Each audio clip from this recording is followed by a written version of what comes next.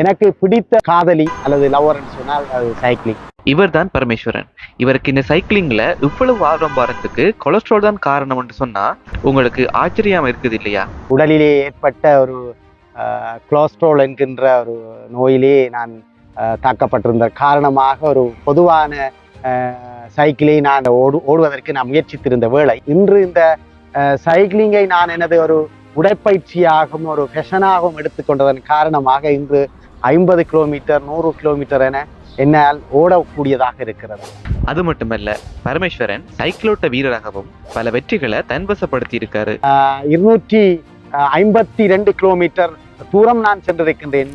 மருதமுனையிலிருந்து கண்டி வரை சென்றிருக்கிறேன். காரணம், அது என்ன காரணம் என்றால் தொடர் பயிற்சி. இதன் மூலமாகத்தான் அந்த சாதனையை நான் நிகழ்த்திருக்கின்றேன். ஆசிரியர் தொழிலில் உள்ள பரமேஸ்வரனுக்கு இந்த சைக்கிளிங் துறை ஆரம்பத்தில் சவாலாகவே இருந்தது.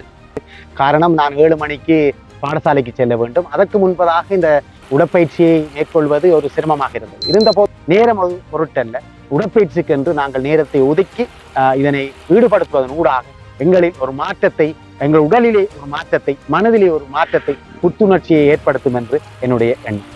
தனது இந்த சைக்கிளிங் பயணத்தை தனது நண்பர்களுடன் இணைந்து சந்தோஷமாக தொடரும் பரமேஸ்வரன் இளைஞர்களுக்கு தனது ஒரு சிறிய அறிவுரையை பாடலாக பாடி இந்த கதையை நிறைவு செய்கிறாரு.